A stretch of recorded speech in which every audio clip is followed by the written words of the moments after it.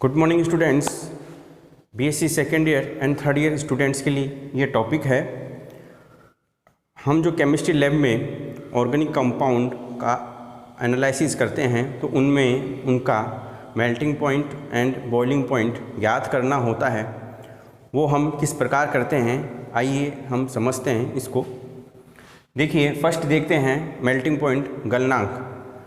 गलनांक क्या होता है? वह तापक्रम परास टेम्परेचर रेंज जिस पर ठोस क्रिस्टलीय पदार्थ द्रव अवस्था में परिवर्तित हो जाता है उसे हम गलनांक कहते हैं।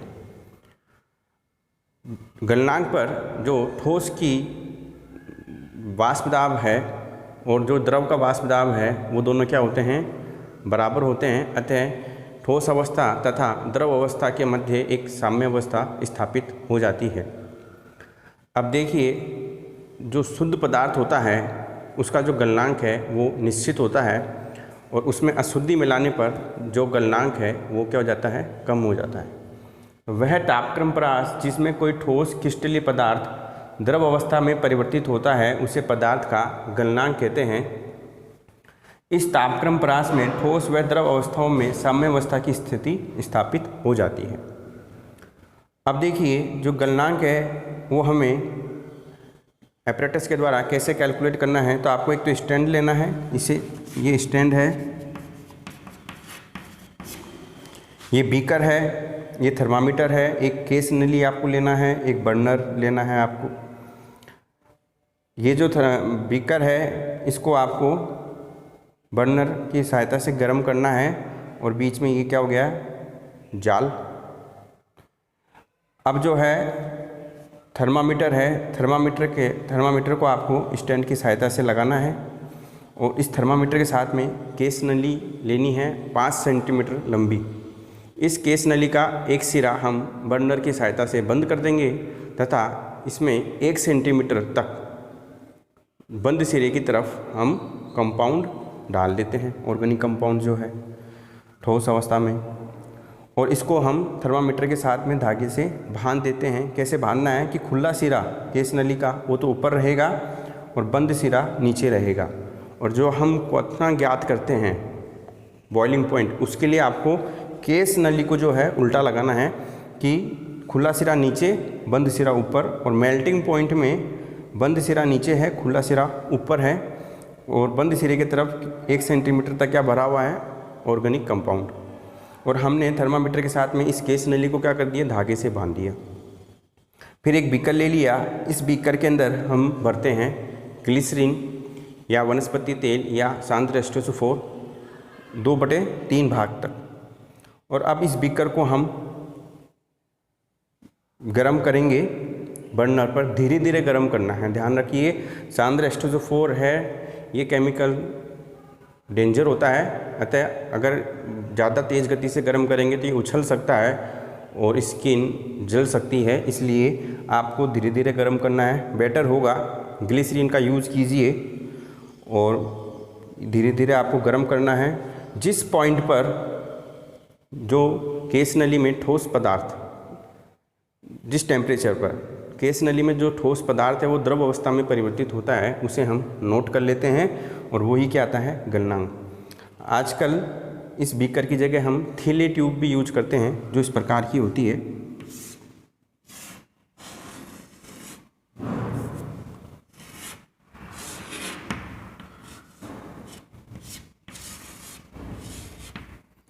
और ये ऊपर से कॉर्क रहता है, कॉर्क लगा है, थर्मामीटर और केस नली यहाँ लगी है और हम बर्नर की सहायता से इस पोर्शन को गर्म करते हैं।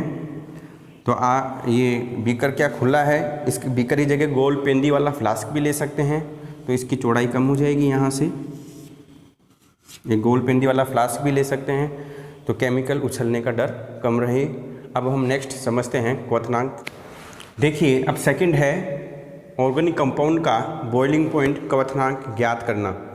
क्वथनांक किसे कहते हैं? वह तापक्रम जिस पर जो द्रव का वाष्प दाब है वो वायुमंडलीय दाब के बराबर हो जाता है, क्वथनांक कहलाता है उस द्रव का। अब देखिए, जो क्वथनांक है वो वायुमंडलीय दाब पर निर्भर करता है। पहाड़ पे जाने पर जो वायुमंडल दाब है वो कम हो जाता है, इसलिए क्वथनांक भी क्या हो जाएगा, कम हो जाएगा। और अशुद्धि मिलाने पर पदार्थ का जो क्वथनांक है वो बढ़ता है, जबकि मेल्टिंग पॉइंट क्या हो रहा था, कम हो रहा था। क्वथनांक को ज्ञात करने की दो विधियां हैं।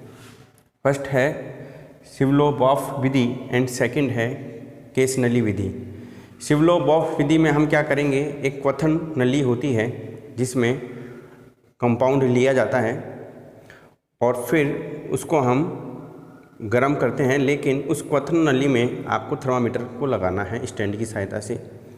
क्वथन नली को भी स्टैंड की सहायता से हम लगा लेंगे और उसमें थर्मामीटर लगाएंगे और फिर बर्नर को हाथ से पकड़ते हुए उस क्वथन नली को हम गर्म करते हैं और जिस टेम्परेचर पर जो द्रव है वो उबलने लग जाता है, वो जो टेम्परेचर है वो क्वथनांक कहलाता है। उस टेम्परेचर को हम थर्मामीटर की सहायता से ज्ञात कर लेंगे और बर्नर को उस वक्त हम हटा लेते हैं।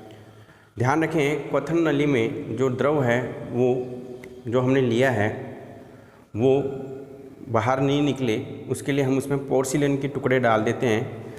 तो ये हो गया शिवले-बॉफ विधि। सेकंड है केस नली विधि।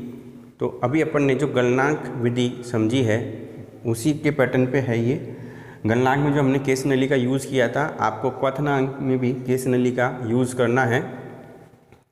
केस नली है, लेकिन अब आपको जो पदार्थ है, ऑर्गेनिक कंपाउंड है, वो अब ज्वलन नली में लेना है, केस नली में नहीं लेना है।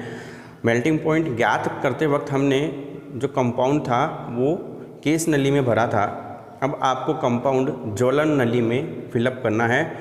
तो थर्मामीटर को स्टैंड की सहायता से लगा देते हैं। ये बीकर है, ये जाल है और ये बर्नर है। तो बीकर को और थर्मामीटर को हम स्टैंड की सहायता से लगा देते हैं और थर्मामीटर के साथ में एक लेते हैं ज्वलन नली। थोड़ी सी मोटी होती है केस नली से, केस नली बिल्कुल बारीक होती है। और तो अब ज्वलन नली में हमने क्या भरा, ऑर्गेनिक कंपाउंड लिक्विड स्टेट में हम भर दिया। फिर हम एक लेते हैं 5 सेंटीमीटर की केस नली। इस केस नली का एक सिरा हम बर्नर की सहायता से बंद कर देते हैं और एक सिरा खुला रहता है। अब आपको क्या करना है, केस नली का जो खुला सिरा है वो तो ज्वलन नली में डिप करना है। जो कंपाउंड है ज्वलन नली में जो कंपाउंड है उसमें डिप करना है तथा बंद सिरा ऊपर की ओर होना चाहिए। केस नली का बंद सिरा क्या है, ऊपर की ओर है, खुला सिरा यहाँ पर है। ये जो बीकर है, इस बीकर में हम ग्लिसरीन या शांत एस्टोसोफोर या वनस्पति तेल लेते हैं। बीकर की जगह हम गोल पेंदी वाला फ्लास्क भी ले सकते हैं और आजकल थैली ट्यूब भी आती है। ये बर्नर है, बर्नर को हाथ से पकड़ते हुए आपको इसको गर्म करना है बीकर को। अब देखिए, गर्म करते वक्त जिस टेम्परेचर पर यहाँ केस नली का जो खुला सिरा है वहाँ पे बुलबुले निकलते हुए दिखाई देते हैं, तो उस टाइम आपको बर्नर को हटा लेना है और उस टेम्परेचर को नोट कर लेना है। और फिर कुछ देर बाद बुलबुले निकलना बंद हो जाएंगे, फिर उस टेम्परेचर को नोट करेंगे और दोनों टेम्परेचर का जो माध्य मान है वो उस द्रव का क्वथनांक कहलाता है। मेल्टिंग पॉइंट में भी सेम प्रोसेस था, लेकिन केस नली क्या था, बंद सिरा नीचे की ओर था और केस नली में पदार्थ था। तो जिस टेम्परेचर पे समस्त पदार्थ पिघल गया था वो गलनांक था द्रव में, और यहाँ पर हम बुलबुले देखकर क्वथनांक देखेंगे। तो यहाँ पर बुलबुले निकलने लग गए, उसको टेम्परेचर को नोट कर लिया और फिर बर्नर हटा देते हैं। और जब बुलबुले निकलना बंद हो जाएं तो उस टेम्परेचर को नोट कर लिया और दोनों का जो माध्य मान है वो क्या कहलाता है, बॉइलिंग पॉइंट कहलाता है। थैली ट्यूब भी यूज कर सकते हैं। थैली ट्यूब इस प्रकार की होती है और इसमें आपको इसको बर्नर से यहाँ गर्म करना होता है और इसमें ग्लिसरीन भरा हुआ है, थर्मामीटर हम लगा देते हैं और ऐसे ही ये ज्वलन नली लगा दी, एक केस नली है और इसको कॉर्क की सहायता से बंद कर देते हैं जिससे केमिकल जो है बाहर गर्म होके बाहर नहीं निकले। और सावधानी से प्रैक्टिकल करना होता है, अदरवाइज़ ये केमिकल्स हमारी स्किन को जला सकते हैं।